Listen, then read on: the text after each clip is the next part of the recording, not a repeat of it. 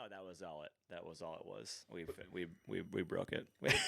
Well, I mean, to that point though, too, it is still interesting. Like when you have the ability to recognize that, and then some people just don't, and they completely miss like how you said, like the vibe, or what the I don't know frequency that room is like operating on, and Yeah. especially like coaching, you get to like slowly have that I don't know strength or that perceptive awareness just enhanced over time. Yeah. You know, where like right now, generally they kind of don't. You know. When you're still new and you're still trying to figure out, as I move this around, and you're still trying to figure out, yeah, like what does this look like? What is this vibe? Yeah, it's a little bit tougher for newer coaches to like really get that feeling of flow in the class. And it's kind of interesting.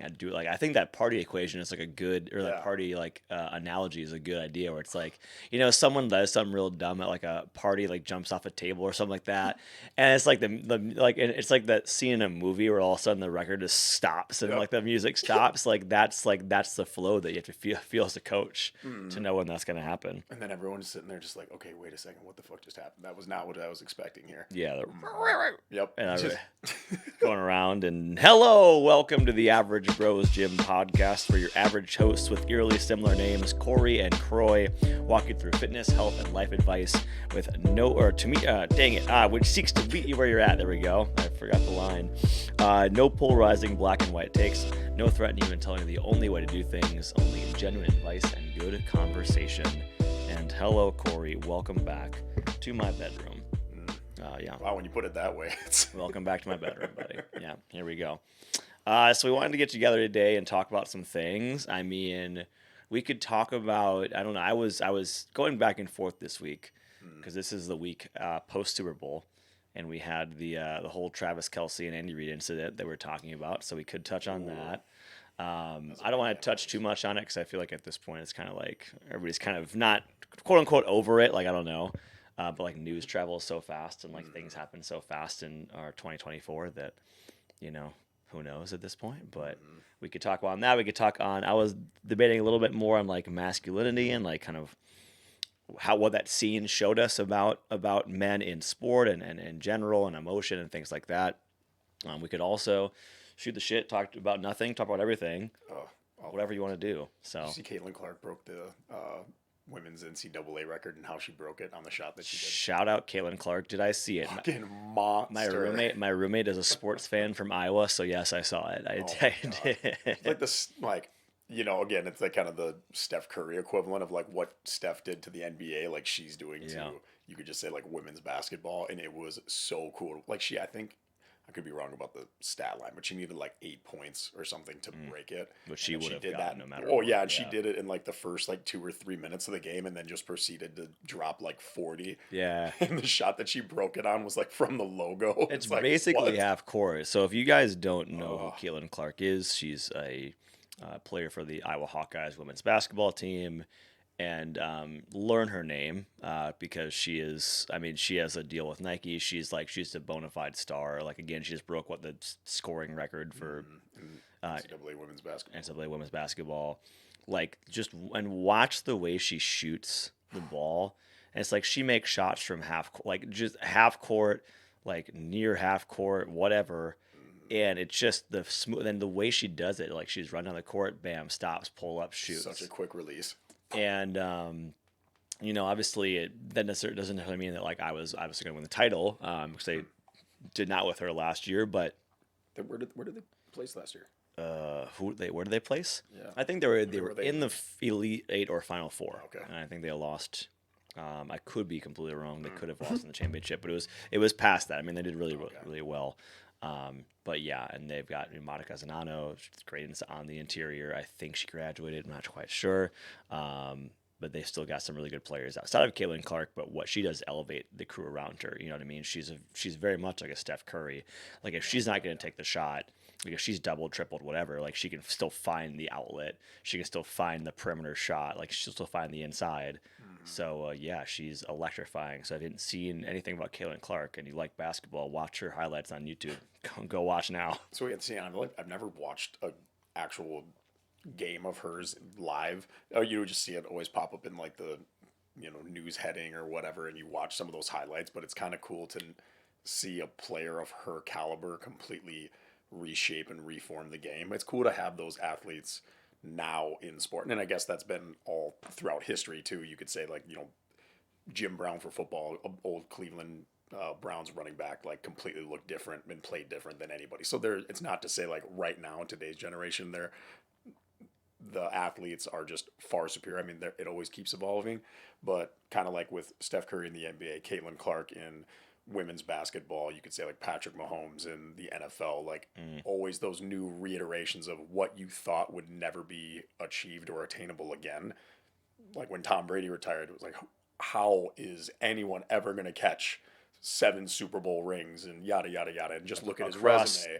Across years, Yeah, decades. I mean, played for 20 years, and you look at that and you're like, there's no way anybody would possibly break that. And then like already now you got Mahomes. There's some other, like a Tiger Woods in PGA. The one that is crazy, and I don't know anything really about hockey, but like Wayne Gretzky's stats, like those are just like a whole like other level. But either way, just to see those new radiations of people that are coming about through these generations that are achieving these like sporting feats that you never thought would be like broken is really cool to like watch her right now. Like this is the new reiteration of like women's basketball, and it is just like rapidly changing due to her playing style, and that's just like really cool to see.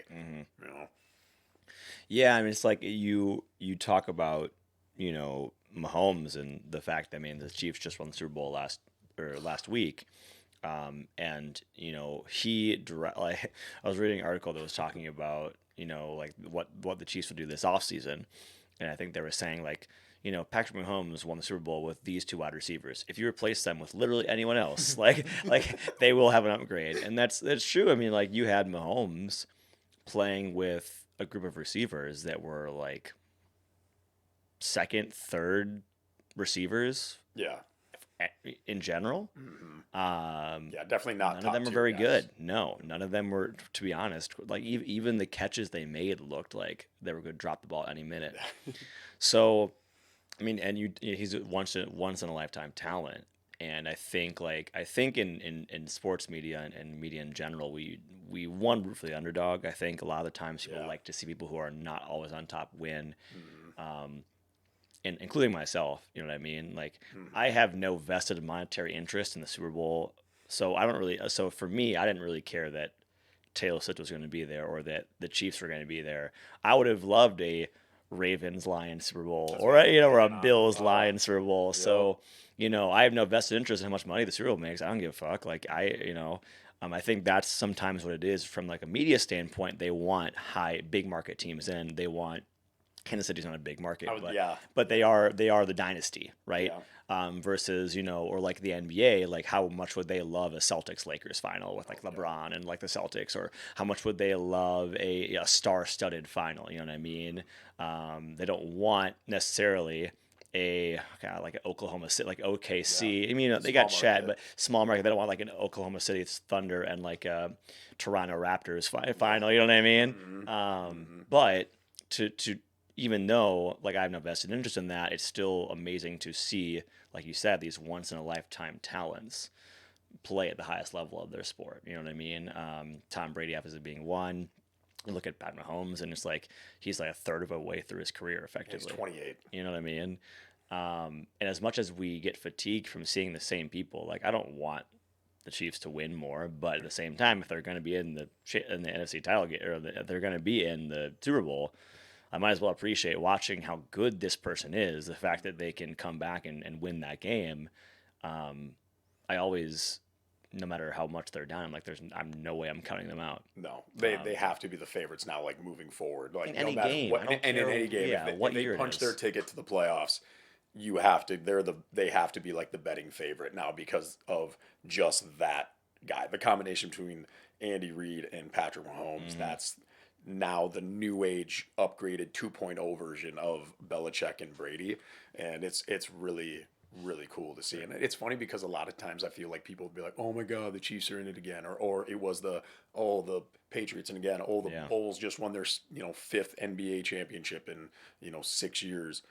But like we say, we don't want to watch those like powerhouse or dominant teams, but yet those NBA finals, those NFLs, Super Bowls, they always have the highest ratings. So like even though we don't want to or we say we don't want to watch it, we all do. Like if the Chiefs get to the Super Bowl again next year, the TV ratings are going to be just absurd. Well, Everyone's still going to watch it. the Super Bowl this year was the most watched Yeah. event I think in American history. I think if you go all televised events, the Super Bowl and NFL games in particular, Yeah. and then I think college football, they dominate like everything. It's There's like nothing else that's if even there's like close. 100 watch programs, football is like 80 of them at least. That's I think even maybe lowballing it. I think that might like to be honest, you know what I mean? Between Like college and sports. yeah, Well, yeah. and I think too, like if you look at it from like a youth standpoint too, because a lot of people listening might have children, might have kids, and maybe they want to get them into sports or whatever it is. I think you look at some of these super teams, and you're like, that gets kids into the game. It's cool, awesome. Because if you're, no offense to anybody, but if you're, I'm also wearing my Bulls hat. If you're a fan of the Jacksonville Jaguars, and you live in Jacksonville, Florida, and like your kids are like growing up, like I don't know, are they going to be are they going to be Jaguars fans or are they going to be Chiefs fans? And they might be Chiefs fans, and maybe a part of you is bummed about that, but maybe a part of you is just kind of stoked they liked football. I'm wearing the Bulls hat right now. This is more of a fashion thing, to be quite frank. I don't care what team I wear on my body, except for the, well, no, that's not even true because Meg is from Green Bay, so I would wear Packers stuff now. Well, whatever. I would. I'm not going to root for them, but I'll still wear it. So it's more of a fashion thing. It's the color combo. I love it. I do like the Bulls because, but so anyway, story is, we were coaching class today. And a woman in class sees the hat and she says, "Are you from Chicago?" And I said, and my answer was kind of telling. I said, "No, I just grew up watching basketball in the '90s." And because it's like if you grew up watching basketball in the '90s, the Bulls were like this, like really. I mean, obviously they won 6 titles, and they were legendary, right? And it was even when I was growing up in like the late '90s when they were kind of past the point, of dominance. You were still watching. I would, like every time they would come and play the Timberwolves, I remember watching those games late at night, and it's like loving watching those games. Like the Bulls were so storied of a franchise. There was such like a, they were that kind of like Patriots or that. Chiefs dynasty or like the early Lakers dynasties, like they were so like the pinnacle of sports in that moment. The Yankees, the things like that. So, Yeah. so I grew up like I don't, actively watch Bulls games too much, but I want them to do well. I prefer them to do well. I wish they were better than they were. It'd be awesome. So I think like that goes to show you that like although that as adults sometimes we become jaded from watching like dominance, as kids like that's really really cool and impactful, and then you might really gravitate towards that sport because of it. One, it's like sport in and of itself is being like so universal. Not for like the number of people. Like NBA is a global sport. Like obviously we have a lot of European players that are now like in the league. The NFL is a little different in that sense, where it's the vast majority is just centered around the United Was States. that one You like know? Vikings wide receiver from Germany that never panned out, but we all wanted him to pan out? Ooh, Forget his name. don't know that one. That's testing. Bering, something like that, something German. Beringer, maybe. Maybe. And I mean, because like really, it's what it's like the NFL, and then you have like the Canadian Football League, and that's like pretty Yeah, much even it. Like then, it is very unique in that way. Like you look at all the sports, like how much football dominates. Like the next thing is what NBA, but you're looking at a lot more universal sports that are being played than NBA, soccer. But the NFL is like solely just United States. Because the NFL, I think, came to be in a very unique circumstance as far as like, it couldn't have existed anywhere else because soccer was already so big everywhere Yeah. else. And then also it requires specific equipment to play, specific things to play. True. And it morphed out of rugby as well. So a lot of these nations already had rugby and soccer. So it's like, well, I don't know. I mean, there's hurling, which is Ireland. Like, there's always like these unique cultural sports from different areas. You know what I mean?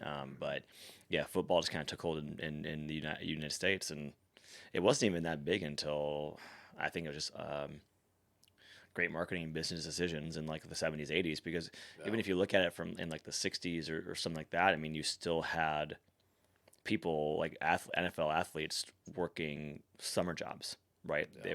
They still had to work outside of just playing sports. So I don't know what happened. Now the money is absolutely just insane. Oh, too, yeah. these contracts that they get. But yeah, it was interesting when you were talking about how much how much sport like impacts our lives. You see the Chiefs this year being a perfect example of that, like how much of a talking point it was to everybody. And granted, like the Taylor Swift stuff that went in, which I think people to a large extent kind of blew out of proportion a little bit. In the media, they were very much just like plugging it, which they kind of rightfully should. Like they want more eyes, they They want more want more ears, they money. want more money. Yeah. I mean, it makes sense, and if you can capitalize on the relationship between her and Travis Kelce, it's like obviously you're going to do it. Like why would you not? And for people that were throwing up a big fuss, like, oh my gosh, they just keep cutting to Taylor Swift like every single Chiefs game. It's like she was on for what, like like total of like 60 seconds, Yeah, you she know? was on. We counted in the Super Bowl. I think it was like 10 times they flashed her that we Yeah, saw. But it's like, you know. I don't know. Look away. I don't know. Like, I just I didn't don't really know. think it Like, was like that big of yeah, a thing that people were like blowing out. Like I get maybe like the purists that are like, oh my gosh, just put the focus on the players, whatever. It's like yeah. I don't know, but look at the NBA. Well, Like you had the Lakers. Remember the Lakers? They would always show off the look at who's in the crowd, Jack yeah. Nicholson and like Spike Lee's on the side. Well, and And, they'll cut to anybody. They'll cut to yeah. other people. Like if it's not Taylor, they're gonna cut someone else. They're gonna Hmm. cut to like I think there was that story a while back, and if you guys if y'all had this was a kind of a college football. It's not necessarily a deep cut, but years and years ago, I believe it was Greg McElroy. That could have no. Roy McElroy is the golfer. So He's Greg golfer. Greg McElroy was the Alabama quarterback at the time. This I think they were playing for a national title. This was at least maybe 10 years ago. And they at one point they they cut to the audience and they cut to Greg McElroy's girlfriend. And Greg McElroy's girlfriend was a very attractive woman. And it was such a meme because the announcer just kept talking about how good looking she was, and they would cut back to her like 3 or 4 times, like in quick succession after that. It was actually kind of disturbing, but like, I guess my point is hilarious story. If you haven't seen this or heard this, YouTube it. You'll probably find it. It might have been Brad McElroy. It was one of those Alabama quarterbacks that never really panned out in the NFL, but Was it AJ McCarron? it could have been McCarron. It could I have feel been like it might have been McElroy. It could have McCarron. been even one of the other guys, one of the Yeah, other I feel like I know what you're milk talking red about white though. guys that didn't Yeah. do anything. Uh, I would say look that up. But also my point is that if they're not flashing Taylor Swift, they're gonna flash someone else. They're gonna like get the camera on someone else, and it's like, yeah, what can you really do? mhm. So That Travis Kelce incident though in the Super Bowl was interesting. I yeah, know let's talk about that. yeah, I was gonna say I know I was actually so when I first saw your post about it. So for anybody that doesn't know, which uh, in the Super Bowl, Travis Kelce, who in his own right is arguably if not the greatest tight end to ever play in the NFL. Still Gronk. He's yeah. I mean either way, he's Yeah, yeah, he's in arguably, sure, yeah, yes. yeah. The who's who. Everyone who knows football, he's in that conversation, and he's you would say on the back nine of his career, they're in the Super Bowl up against a rival in the San Francisco 49ers. And in the first half, he wasn't necessarily getting utilized, I think, as much as probably what he wanted. And this is, again, you're talking about the one of the most physically demanding, mentally challenging sports there is, the ultimate team sport. And here you have this guy who wants to be utilized more, and he ends up going up to his coach, Andy Reid, and yelling pretty aggressively in his face and actually makes contact with Andy to the point that he doesn't fall over, but he stumbles. And Andy Reid, in his own right, is, I think, about in his mid to late 60s, and he definitely does not take care of himself. And it could have just ended bad. And you're in the middle of Super Bowl, the tensions are high. You have just a field of alpha males that are just wanting to, I mean, they're in just a completely different mental state, wanting to just win the biggest game of their career. And, anyways, obviously that got blown up. And your post, I think it was the next day, like commenting on that incident. I mean, you had a certain like Yeah. feeling and perspective about it that I'd like to Well, like so to I hear more think of. I think what really got me too was the reaction to it and how it so in this case, you're watching this and the first thing like there were reactions from especially from Taylor Swift fans like, "Oh, this is a red flag. Like this is real gross behavior." And I'm from the perspective like I don't know, we both played football growing up. I played rugby growing up. I've done things in rugby that I'm not proud of to be quite frank, when I was really, really upset. Kind of curious about what these stories might be. Just like, elbows and fists and shit like that, and steps and stuff like that. Nothing that I'm not taking anybody's, I'm not doing anything in anybody's head or anything like that. But in rugby, there's a lot of pile-ups, and it's like sometimes someone's not giving you the ball, or just fucking a step on them. Yeah, yeah. And it's done a lot more than you think. Yes. But so my reaction to that was like, it was pretty gross behavior because it was very disrespectful to your head coach. Agreed. I think that there's a lot of things that go on in football games, and I think one of the remarks was from your perspective, or maybe not your perspective, but like from something that you touched on, was like, it's the biggest game of their career, blah blah blah blah. But biggest game of the career, stakes are high, things like that. Mm-hmm. I agree with there being heightened dynamic, but at the same time, like, a lot of people don't do that. Mm-hmm. Like, why wasn't everybody yelling at their coach on the sideline? Mm-hmm. And so that's where you have to look at who he is, and like, yes, you can't let one moment define someone. I'd like to think that, doesn't reflect who he is as a person necessarily. Mm-hmm. But you have to look at where their behavior comes from. Is it that he does feel a sense of entitlement, or feels a sense that he can do whatever he wants because he's a star tight end, and Mahomes or Kelce, like, they are very elevated status of fame, mm-hmm. And of course, skill as well. Yeah. It's obviously very good. Mm-hmm.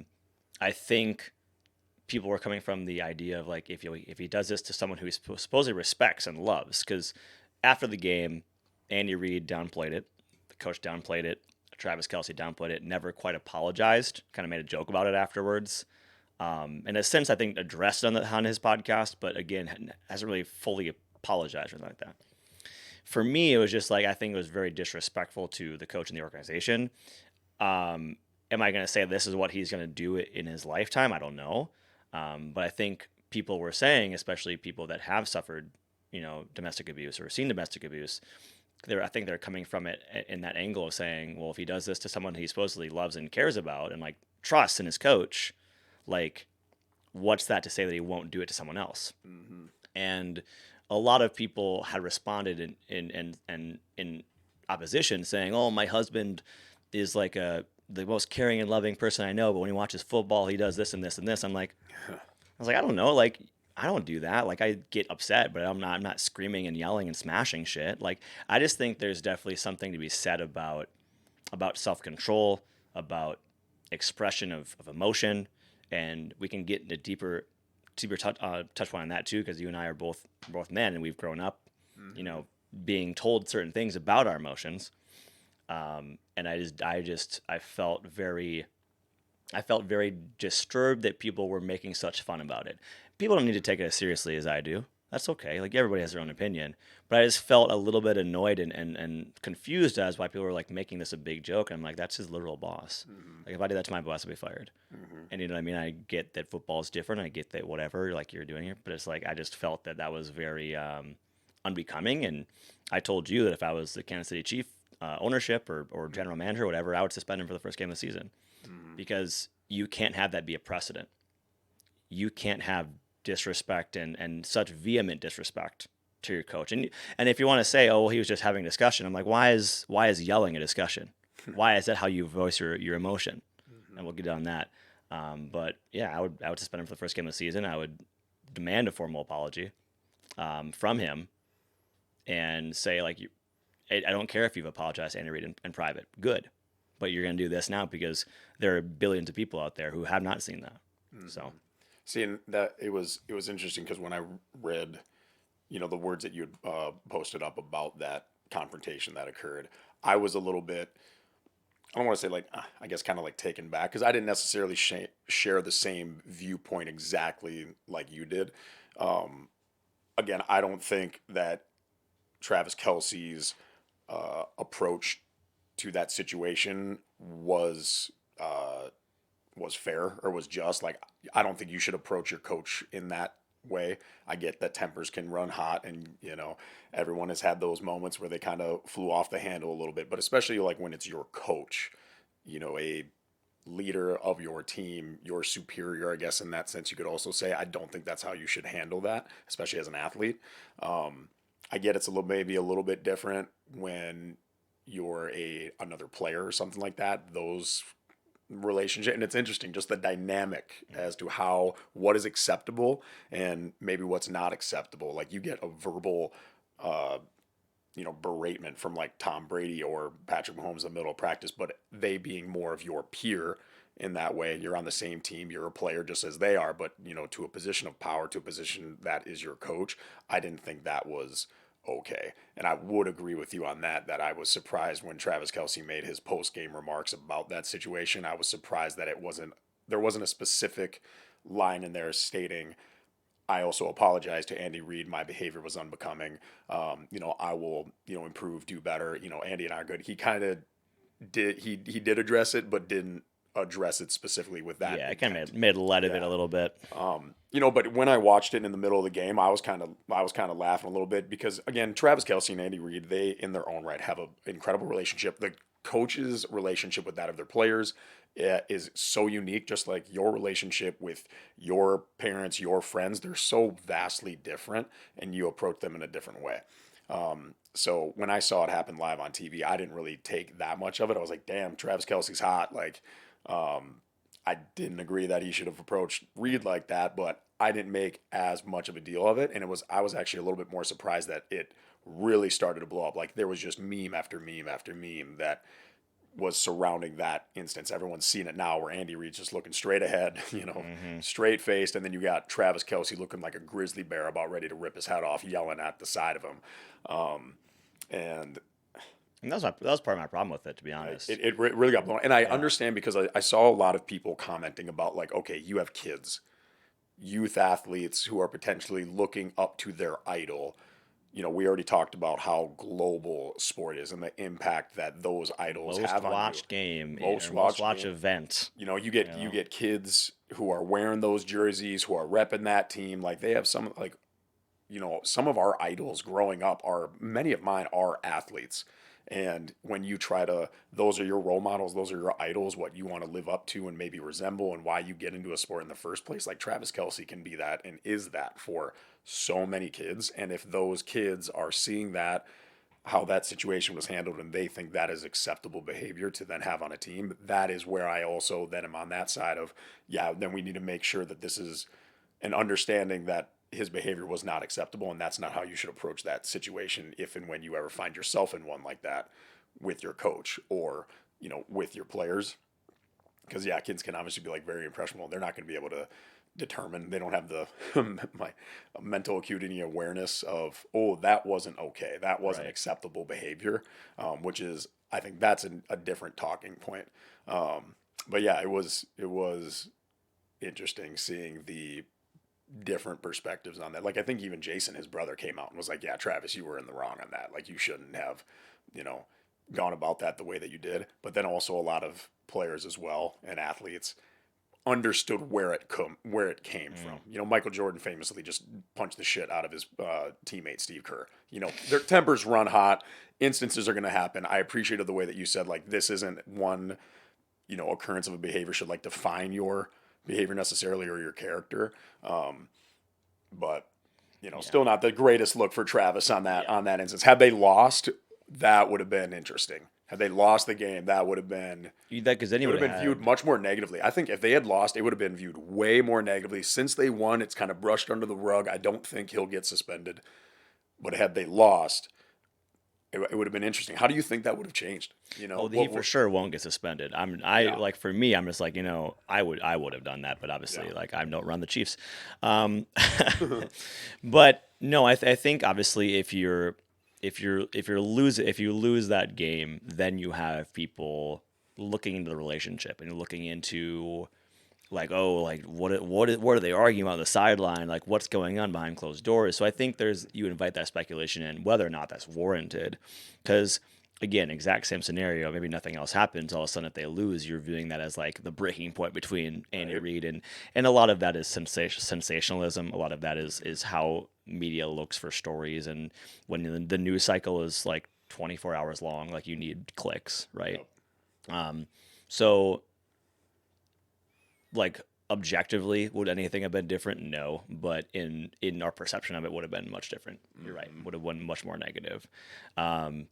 Yeah, no, I think if we were all defined by our worst moments, I mean, none of us would be ever looked at in a positive Yeah. light. We've all done dumb things and said horrible things, like, but I think when you're looking at something like this, you're looking at someone who is an adult who, does have millions and millions of kids looking up to them. Mhm.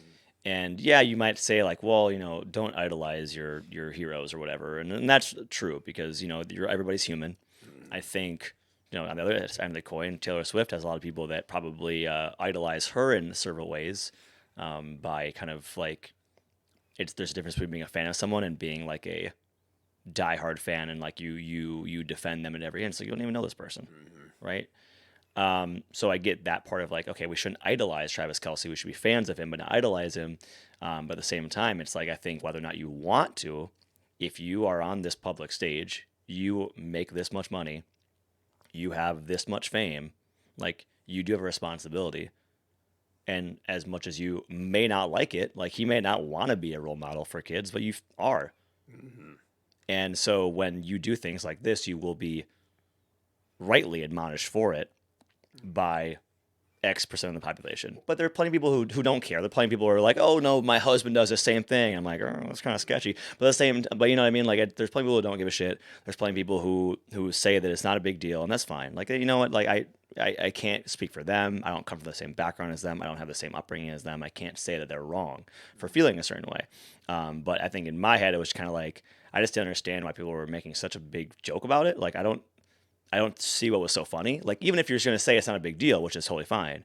Mhm. Why is it funny? Why are you using it to then get clicks for your Instagram account to make memes off of this and be like, "Oh yeah, like haha, isn't this hilarious?" Like this is what I do to my I don't know, whatever Well, that is, but when it's also you bring up kind of an interesting point in there too. Like you have these athletes where what is it they ultimately want to do? They want to play the game. They want to play the sport. They always say in the pressers, they're like, I would do this in the back of a parking lot, nobody watching. Like this is what I just live and breathe for. But you got to understand that now because the sport has become so global, because it is a multi-billion-dollar business, in corporation, everything around it, and you are the figureheads of these massive organizations that you have to recognize that if you want to play that game, if you want to play the sport that you love, it's going to come at the cost of your behavior is going to get scrutinized every single day, every single minute throughout your entire playing career. And it's something that I feel like, do you know that when you're going into it, like you're signing up for that? Like there was I can't remember the athlete, and you might know, but they talked about it's like I'm not your role model. I can't remember like who it is. I don't want to say it was a guy in the NBA, but something along the lines of that. They just were like asked about by a reporter, and like I'm not your role model. Like don't look at me. Like I just play this sport. Like this is the thing that I want to do, and I know I'm great at. And it's interesting to see how some players they understand the weight that their name and their role carries in the world and how their behavior is going to be analyzed by millions of people, and then how in an instance like this, Travis Kelce, he's fully aware of that, but he let it slip a little bit. Like we all have. We've all blown up. We've all had instances where you immediately said something, you engage in a behavior, and the moment you do it, or in as some time passes, you're like, I should have handled that completely differently. Like I remember as a kid, I used to have the worst temper. I was the worst sore same. loser. Yeah. Awful. And I remember the one of the first examples that I remember as a kid. I was at a bar with my mom and dad. They always loved just on the weekend popping over to a brew and having a beer or two. And while my brother and I, we would just usually go grab a roll of quarters, hit up the pool table, and we're at a bar. We're probably like middle school age at this point, and my brother and I are playing. And my brother and I, we would be at the local YMCA every single summer, and at the Y, they would have two pool tables. My dad shot pool league, so we were like pretty good pool players. And so, anyways, after about a half hour, these two guys end up coming in and walking in, and they just happened to see my brother and I playing. And then they went up, put a roll of quarters on the pool table, which is basic for anybody saying like, "Hey, we got winner." I beat my brother. They come on up and they play me. And these are apparently what I come to find out were two guys who also shot pool league at this bar, and they were coming over just to get some practice rounds in or whatnot. But I had table because I won, and I ended up between the two of them beating them like 7 or 8 straight games. It was a pretty like I was a pretty good shot, still am, and during like the seventh or eighth game, one of the guys just happened to get into conversation with my dad because now it started to turn into a little bit of thing like who's this little kid that's like beating a couple of these guys, and my dad obviously went to tell him like, oh yeah, we play all the time. They play down at the local Y or whatever because they were like, dang, does your kid shoot league? Like he's pretty good. And so anyways, I run the table like a good 7 8 times and I finally lost. And I remember I was so pissed. I just kind of let my cue roll out onto the table and I just walked right over without going over and shaking the guy's hand, being like, good game. And I remember I went to go sit down at the table that my folks were at. My dad was like, you got to go over and shake his hand. And I was just like, fuck that. I don't want to do that. Like, you could just, I was so heated. And then, there's multiple instances all throughout like middle school and high school where it's just like, I hated losing. And I don't know if it was much that I hated losing, but you always kind of wanted to be able to perform your best. I was always very competitive with myself and still am. But there was instances all throughout elementary, middle school, even in high school where I recognized after the fact how I acted or how I responded to a loss or to a moment when I recognized I wasn't playing my best, and I would get flustered and I'd get heated and whatever. And I'm just like, what, I could have handled that so much better. And that's what I think what was interesting about the Travis Kelce situation is because you got a guy there who's in his mid 30s. And I feel as though now I just turned 30 in November last year. It wasn't until I was in my mid 20s where I could play a game. I still don't like losing, but I'm not going to let my behavior and my emotions like control me in a moment like that. Like I can recognize that I'm hitting like a little bit of a boiling point. I might be getting that little agitated or something, but I'm like, okay, we can simmer down. It's cool. Hey, played a hell of a game. Could be playing pickup basketball at the rec league. I get beat in a CrossFit workout. I miss a lift or something like that. And it's like, all right, I'll get it next time. But, yeah, everyone's had those instances. Yeah. And, for Travis, I'm sure like after the fact, or at least I hope so, recognizes like, all right, I should have handled that better, especially on that stage. And there are people that will say, "Oh, you've never been to the Super Bowl," and it's like that's fucking true. I've never been to the Super Bowl, but at the same time, Travis Kelce's been to like 4. This man is used to playing on the biggest stage because all he does, and he's also in his mid 30s. So, not to say that he's not, things like this won't happen, but at the same time, you don't have that excuse of like, oh yeah, I was a kid and like I just hated losing. You know, to process my emotion. It's like you're an adult. You're fully expected to be able to process your emotion, and this is also not new to you. You've played in 4 Super Bowls, I believe. Yeah. Same for at least 3 or 4 because you've won 2, you've lost, or you won 3 maybe. So yeah, that's the whole situation. Again, I don't think you're gonna get any sort of like neat bow on it. Like I don't think that's how the world works for a lot of things, and like we're not gonna, no matter what happens, people are still gonna be either one way or the other. But it's a good thing to think about, and good thing to think about, especially. I don't know if you are no matter how you identify, but if you're like a man listening to this podcast and you're thinking to yourself, either not agreeing with us or thinking, oh, that's stupid or whatever. Let's reflect on kind of, what he was doing was essentially expressing his anger and expressing his emotion through anger. Well, welcome to how we were raised as boys. And so we can get on that a little bit because a lot of the time, men don't like to admit things are wrong. But 2, the only way we know how to express anger, the only way that's accepted from other men, it's not women. It's from only accepted from other men is through anger. So let's touch on that a little bit, Kory. How do you feel about, or like it's kind of like, I don't know, growing up, like what was kind of taught to you in a sense of like maybe like the football realm or like the sporting realm or kind of like anything else? Like what kind of options were you given or maybe like help you were given to like when you were really dealing with like something emotional, kind of what did that look like for you?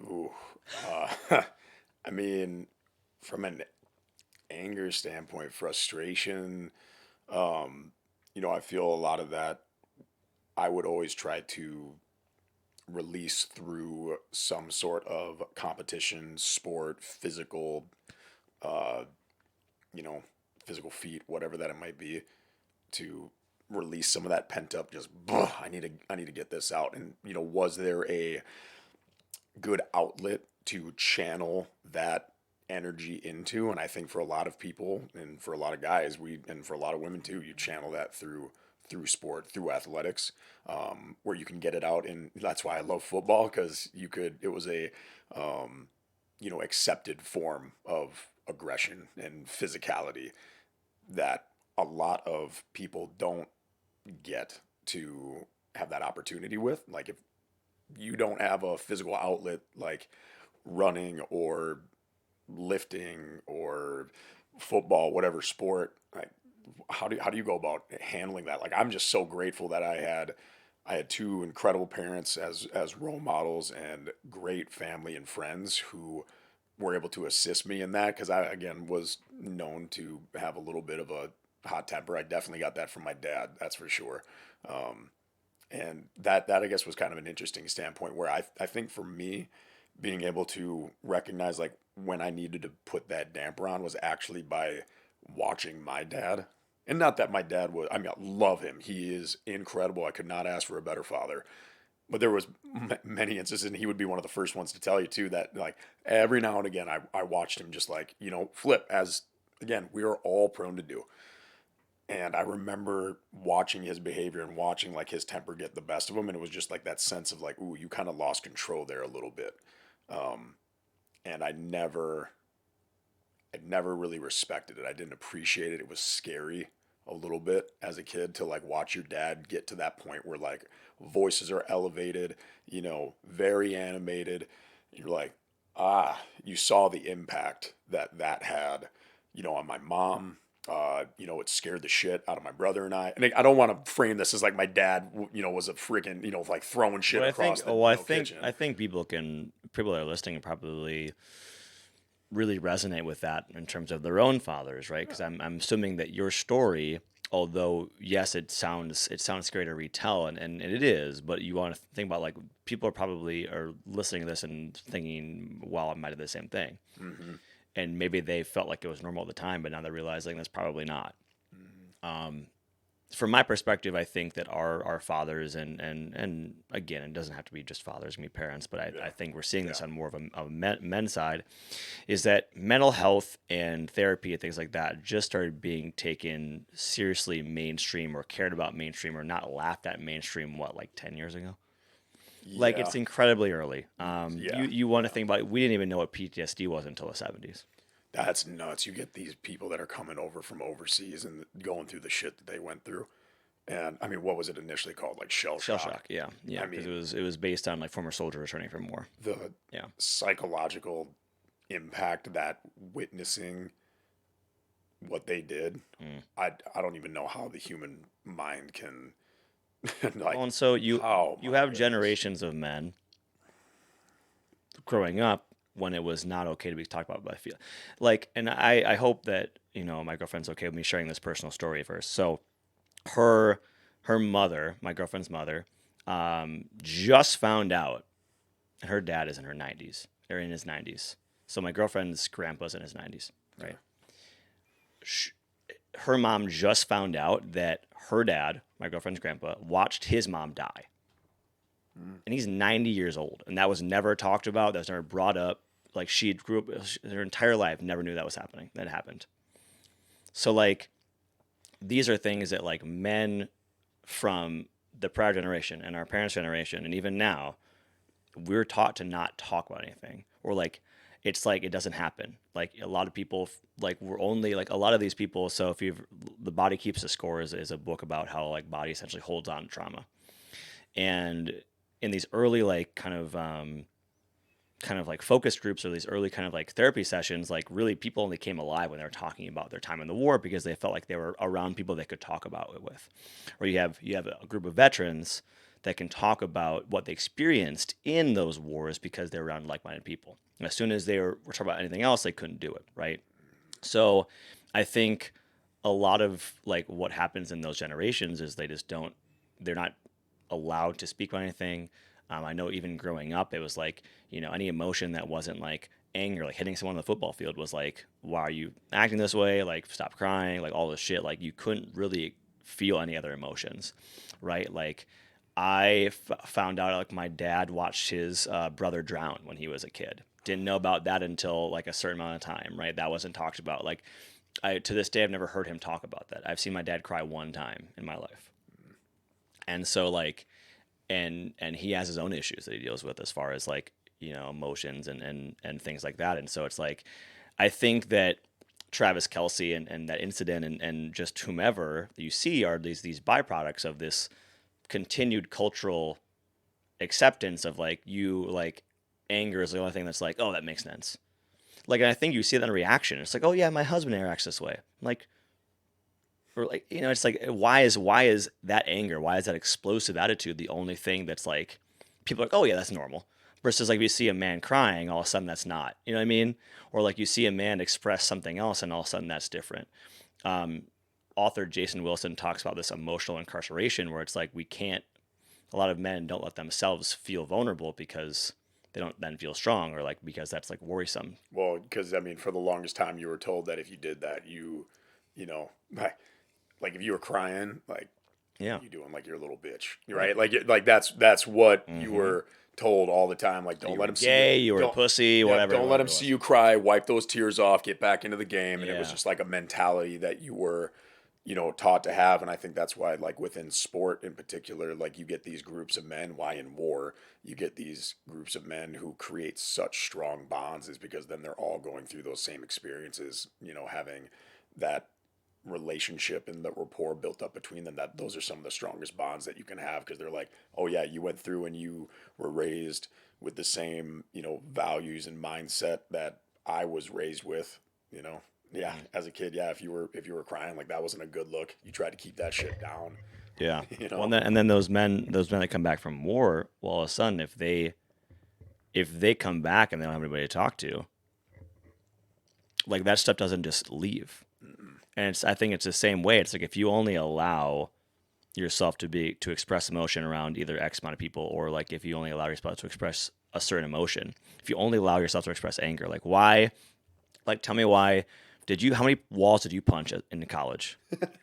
I mean, I don't think I ever actually like punched through a wall, but there were definitely shit that like there was definitely shit that got like thrown around or like broken, or I punched 2 walls. you'd be like I gaming punched and holes in two throw the walls. fucking Nintendo controller And like like, but like, why? fuck. Why is that looked as like, oh, that's normal? Like, no, that's Uh, fucking horrifying. yeah. Like, why is anybody doing that? Like, I mean, alcohol is a factor for sure, but Oh, yeah. why is that acceptable thing for boys 18 to 22 to do, and a non-acceptable thing is like to go to therapy, or like to actually like have an emotional conversation, or have a platonic relationship with like a member of the opposite sex? Like, why is all of that looked on negatively?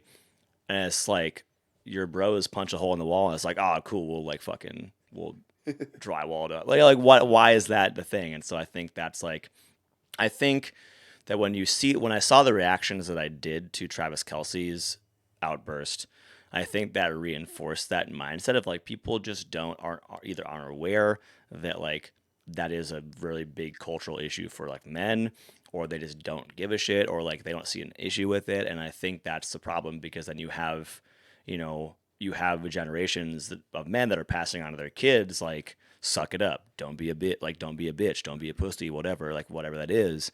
And it's just like fucking ridiculous. Like, why are you telling this to kids?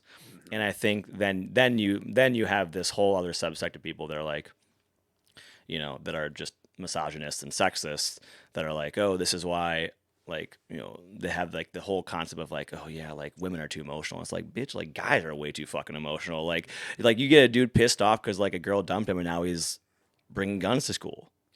Like, Ugh. or like, to maybe a lesser extreme, I guess. Like now they're pissed off and they're like, throwing shit out the way, or like they're like, what? I don't. It's too much. And there's ways in which that you can use that emotional energy and mental turmoil as just like gasoline in very positive ways, and it can also be very destructive. um, you get somebody that maybe like goes through a breakup, and then all of a sudden they just like pour themselves into health and fitness, and they find the gym as an outlet to be able to, you know, it's a therapy in and of its own right. I think for a lot of people who do get into a fitness routine, whether that is running, whether that's yoga, whether that's weight training, strength training, whatever, they find that it is very therapeutic, and they're like, oh, this is what I needed. I needed to have this mental, emotional, and physical release. But for some people, if they don't find that very productive outlet to channel that fuel and that fire that's like within them, within their mind and with their heart, like that can be very, very destructive. And it's unfortunate if they don't have people within their lives, parents, other role models, coaches, who have gone and experienced those hardships and battled and fought through them and persevered and have grown stronger because of that. If they don't have those types of people within their lives, it you can't. I don't know. Can you even blame them? Yeah. You come from like a really shitty situation. You don't have those role models in your life. Like you don't know any better how to act necessarily. I mean, that's very challenging. I think for many of us, we're just fortunate to have those people within our lives that were able to lead us on the right path, or kind of be like, all right, easy buddy, you didn't need to get that hot. Like, all right, what can we do? Perfect example. Again, my dad recognized my behavior in that instance at the pool table. He was like, hey, I get it.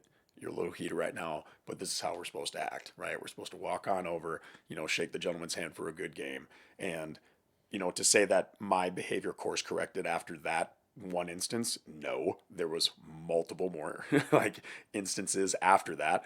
But what was a beautiful thing to be able to recognize is when I'm sitting now in this chair and I can go back through that little mental Rolodex of, oh, yep, that was another time where I recognized it. Oh, that was another time where I got heated. Oh, that was a time where I actually recognized that I was getting a little heated, and then I didn't say the thing I shouldn't have, or I didn't do the thing that I shouldn't do. And you were able to just have that little wall in between that emotional reaction versus that just little bit of space where you could breathe, recognize that my emotions don't have the control over me. Like I can still override this and engage in a behavior that I am going to be happy I did. Yeah. You know. Well, it starts with awareness from people like you and I, or people that have kids, of like, okay, this is what this looks like, right? And awareness of, maybe the pattern was when you were younger that it had to be, it had to be anger that you were allowed to express, that you weren't allowed to have sadness, or you weren't allowed to have guilt or complex emotions like that. And it started with that awareness of like, hey, you know what? Actually, like my dad didn't let me do this, or like I really didn't have a father figure or even a parental figure to help with this, and just taking a second to think about that and reflect on that. And it's painful, but reflect on that, because then only then can you impart better practices onto the youth, onto kids that you're managing, whether or not you are a coach of a team or a parent or a mentor or like a program director, whatever. That's when then you have to say, okay, cool, this is what I experienced. This is how I actually want to teach kids. And I think if you're never aware of that, or never take time to think about that, and you're wondering, hey, why do all my relationships, why is this happening? Why is this a common thread? I think that's something to think about. Or if you find yourself looking at that Travis Kelce thing, and you're like, it's whatever, fucking no big deal. Just think about why you feel that way. I think one of the biggest things that I learned in therapy early on was just asking the question of why, right? Where it's like, oh, I'm feeling like, because I was someone who got very, very caught up in emotion, as far as like a spiral, right? Where it's like, man, you think about the feeling that you have over and over and over again. I'm so annoyed. I'm so pissed. I'm so whatever, over and over and over again. Where you don't actually stop and ask yourself why you are that way. That feeling, and maybe it feels cathartic in a way, like it feels good to be upset, or good to be angry, or whatever that is. And you never stop to ask yourself, well, why am I feeling this way? Because oftentimes that anger comes from some sort of pain or some sort of hurt, right? I think there's an example that I've read before in books where it's like, like where it's peeling back the onion. Mark Manson is an author who talks about the kind of stuff. And he would say like, oh yeah, like I'm really pissed that my buddy didn't call me the other day. Like, oh man, like fuck that guy. He didn't like, he said he was going to call, he didn't call. So rather than say, oh, fuck that guy, I'm really mad at John for not calling. Well, like, why are you mad at John? Oh, he said he was going to call and he didn't call, so I'm pissed. Like, why does that make you upset? Well, like, he keeps, like, he always does this. Like, he says one thing, he does another. Okay, well, why does that make you upset? Well, because I want to hang out with him, and, like, it makes me upset that, like, we can't find time, and he's not saying true to his word. Well, now you're getting somewhere. because now you're figuring out that anger is coming from a general hurt of like you care about this person, like maybe John is like your longtime buddy, and it sucks that like he's not hanging out, like making time to hang out with you, and like a lot of people will stop themselves there, like, oh, that's too much, that sounds weird. It's like, no, like if you have a friend that you really care about, and if it's a like a male relationship, whatever it is, and like you're heterosexual, cool, whatever. But like you can still feel hurt from them not wanting to hang out or like not making time to hang out. Like it doesn't have to be this thing where it's like that's how people feel in romantic relationships. All relationships are similar in that regard. You know what I mean? Like Kory, like a really cool thing about doing this podcast, we get to spend more time together. Because like before, not that we were either upset with each other, but it was like we were really close for a little bit, and we were still like the same closeness, but just as far as like we didn't hang out as much because like we both were busy working different jobs or working at St. Michael, and so like I think that would be something that if like we were finding that struggle between us, that would be like one of the key issues of like, hey, maybe it's just because we don't work the same job anymore and it's not COVID anymore, so we're not like lifting weights together. Yeah. And so I think that when you have these angers, like this anger, the struggle, like is really worth asking why. And I think that if we start to do that all collectively, then we can start to kind of really help the people below us do that. But if we just dismiss anger as like this is a byproduct of being male, then I think we're having an issue of like, oh, this is fine, but if they start crying, that's weird, or if they are XYZ. So I think that's kind of where I stand with that kind of stuff, and just I think that we're all kind of the same ilk of like, well, socially, and at least in America, you have a certain amount of like faux pas of like it's not cool if you do this, it is cool if you do that. And I think for a long time, and maybe it's getting better the last several however many years. I'm not up with the Gen Zers, so I don't know what they feel, but Well, it's funny that we're talking about this because literally just earlier today, I watched a clip on Instagram. It was like a reel that popped up, and they were talking about the difference in the culture. Oh, it was Kevin Garnett. uh, Talking about the difference in the NBA culture when he played in what would have been the what late like 90s to 2000s was his main kind of run. Um, and even in the Michael Jordan documentary, The Last Dance, it was also glorified in that. And you always hear it glorified, especially in sport. Like, oh, the NFL, the NBA back in the day was way harder to play. It was way more physical, way more contact, way more aggressive. And as KG's talking about that within the era that he played, and more specifically in the sense of how players from other teams how they would interact, like it was, hey, we're ready to like throw down with you guys, and it might be a fist gets thrown, physical altercation, you get a stray elbow that gets thrown down in the post or whatnot.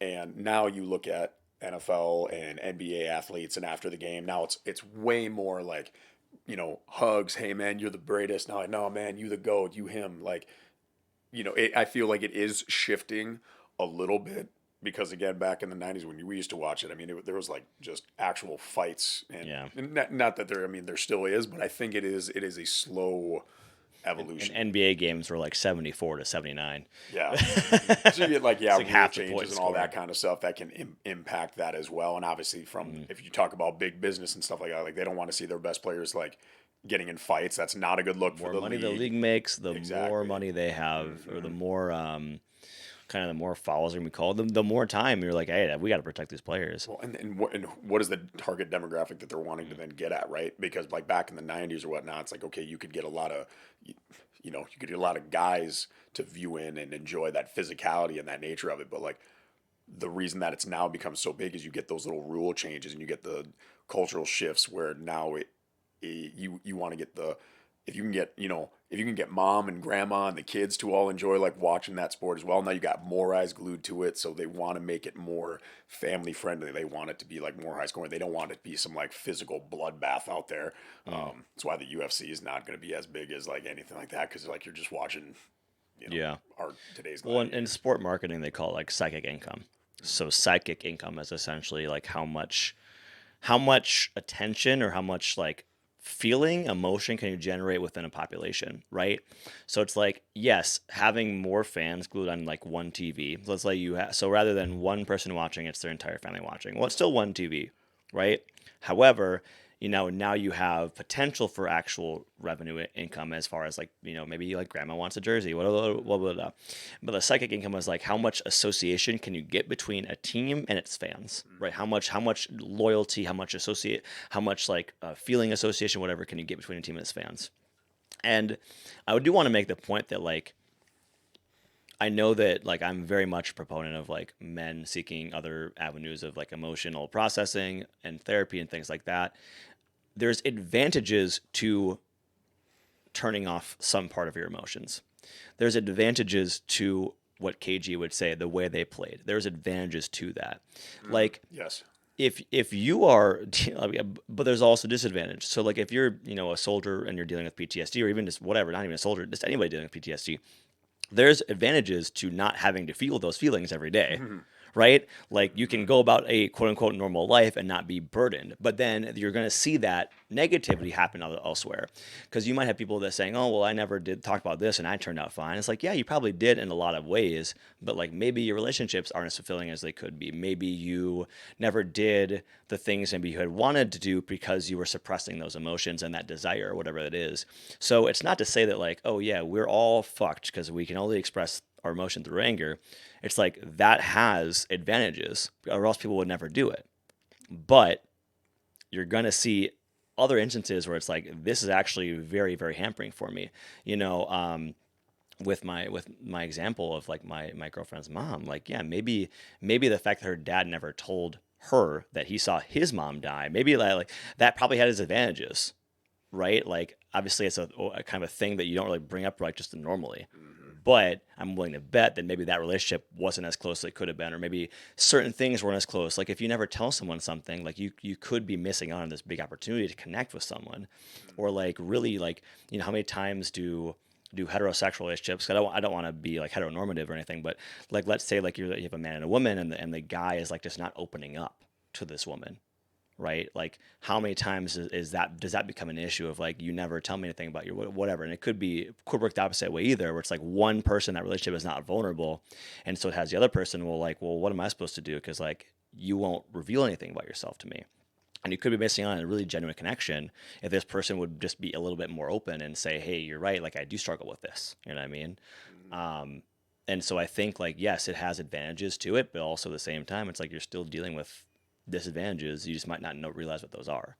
So When you look at those idols within sport as well, so I wonder, to get to the level of a Michael Jordan, psychologically, how do you have to go about like your whole existence is surrounded about one thing, and that is winning in this one particular endeavor. So it's interesting that to achieve those feats of greatness, to be a Gretzky, to be a Serena Williams, to be a Jordan, to be whoever, you wonder psychologically. I feel like you almost you almost have to be a little unhinged to achieve those incredible feats, like the greatest minds, the Einsteins, the Oppenheimers, whatever. Like you're going to be on one end of that spectrum, to a degree on certain personality traits and characteristics, I would imagine. Like I just don't think you can achieve that level of greatness without being a little off, without being a little unhinged. And yet those are the individuals that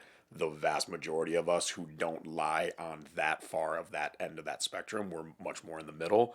We still idolize those people and their feats of greatness, and then also to a degree their psychology and how they go about and handling themselves. And it's just a unique aspect of that. I think, parents and teachers and coaches need to have those conversations. Like, do you understand the sacrifices that those individuals make? Like, again, how they might not, yeah, they can be incredible in their sport, but yeah, they might have their own other, little demons off to the side that they're not handling or addressing like within their career, but later after the fact, they might come storming back up. yeah, I mean, even I feel like you even saw like with Kobe Bryant, he was one of those players that was famed for his work ethic and his just like soul dedicated mentality, and his like complete lack of like tolerance for nonsense. Like just was just solely focused, to single minded. I even saw when he retired, like he was like the most chill person in the world. Like you saw a complete shift in kind of how he was, and that if he was coaching his daughter's team at the time, and of course like they both died in that Well, then tragic helicopter accident. Mhm. But you look at someone like that, and like he was able to kind of like just completely refocus and like become like that's like quote unquote like girl dad, and was like very very supportive and very very like you even saw in interviews post career he was very just relaxed, very calm, didn't have that same like fire streak in him.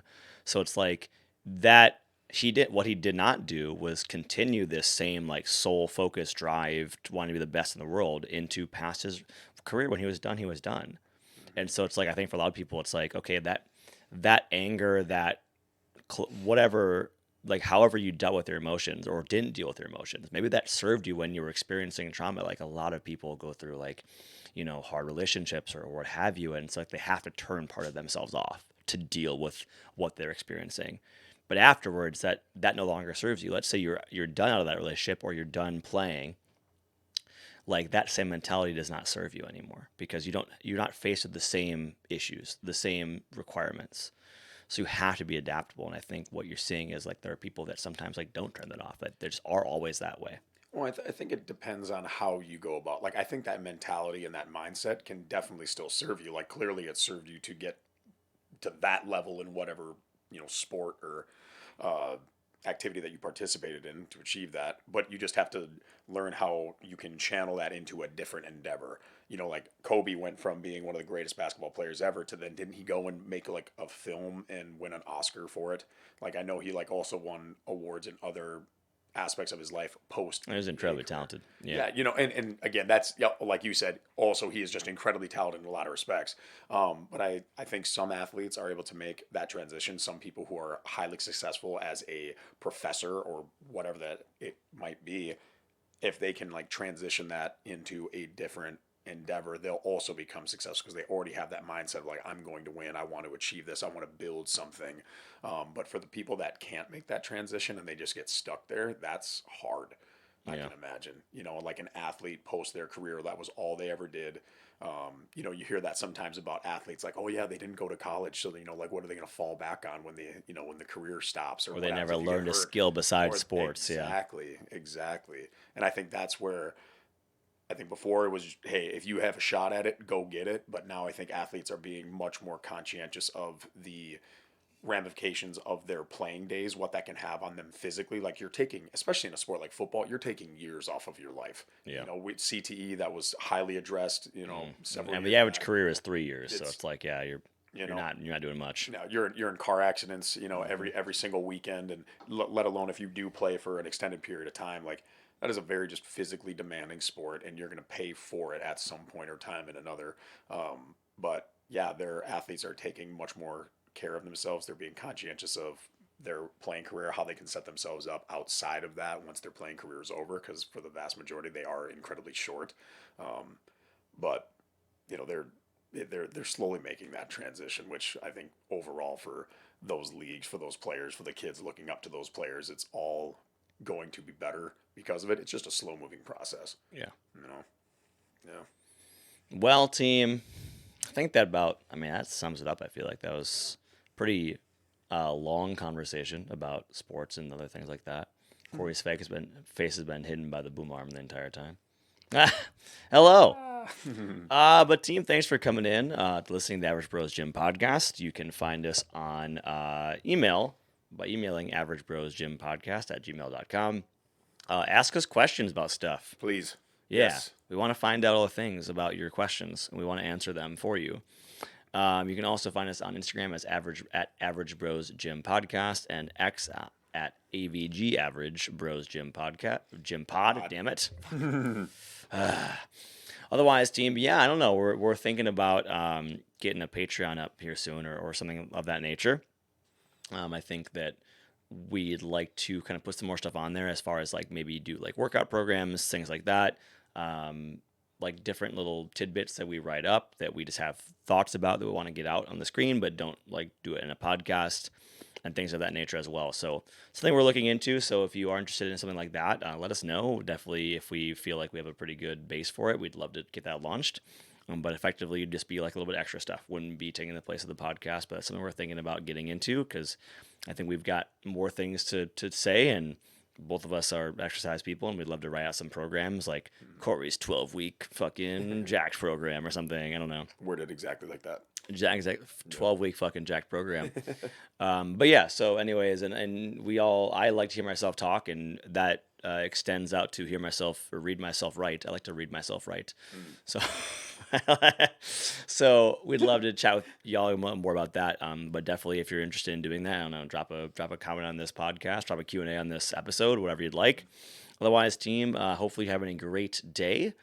And anything else, Kory? Last thoughts? Yeah, fuck yeah. Last thoughts. What am I doing? Last thoughts. I was bummed that the Chiefs won. Congrats on Patrick Mahomes' Yeah, victory. fucking That Chiefs. was awesome. Fuck you, Chiefs. You know, yeah, whatever. It's cool to watch. It's cool to watch greatness, but you know, again, just the importance of sport. Why it's. I mean, again, biggest thing in the United States. It's kind of just fun to talk about. I mean, I'll look at just from that one instance in the Super Bowl, what that conversation just generated. Yeah. You know, it's a beautiful little thing.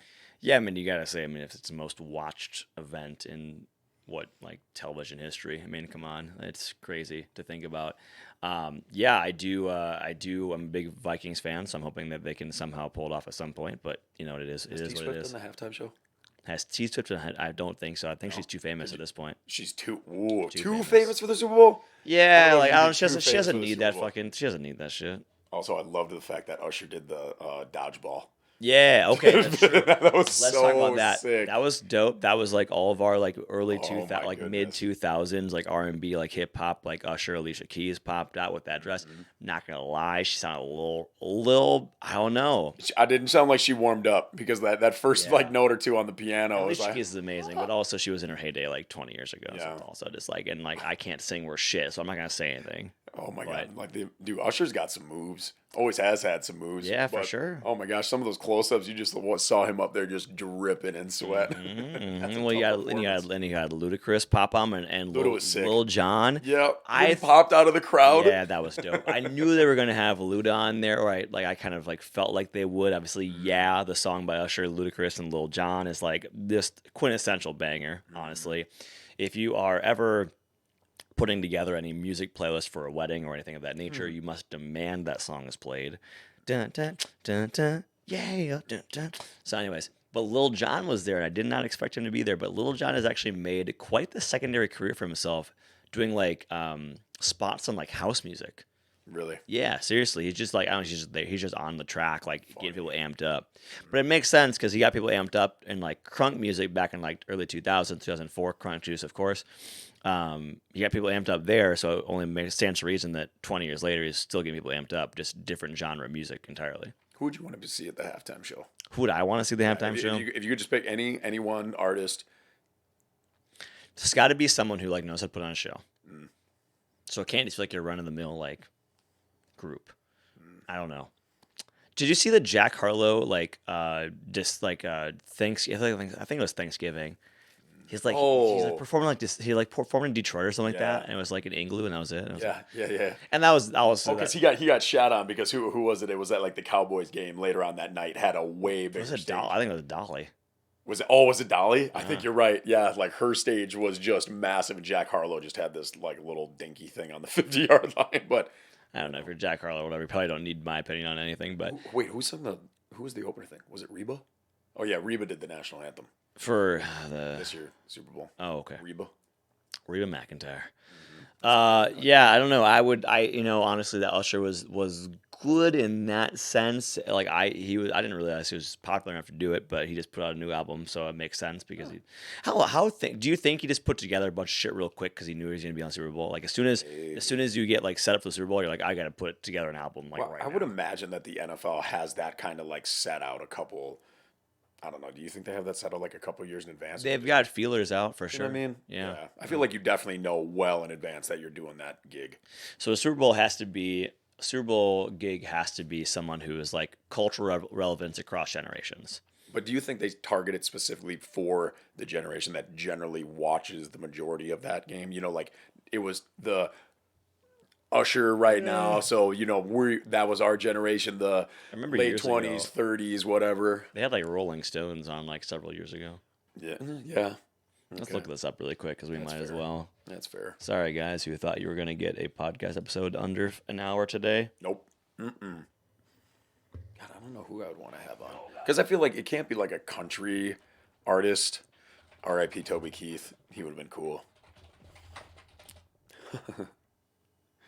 Remember Bruno Mars was on there one year. That was pretty sick. R.I.P. Toby Keith for sure. Yeah. It was Bruno Mars and I think Beyonce was on that one too. Ooh. Yeah, was Kanye gonna do it? Shut the fuck up. No, he's not gonna do it.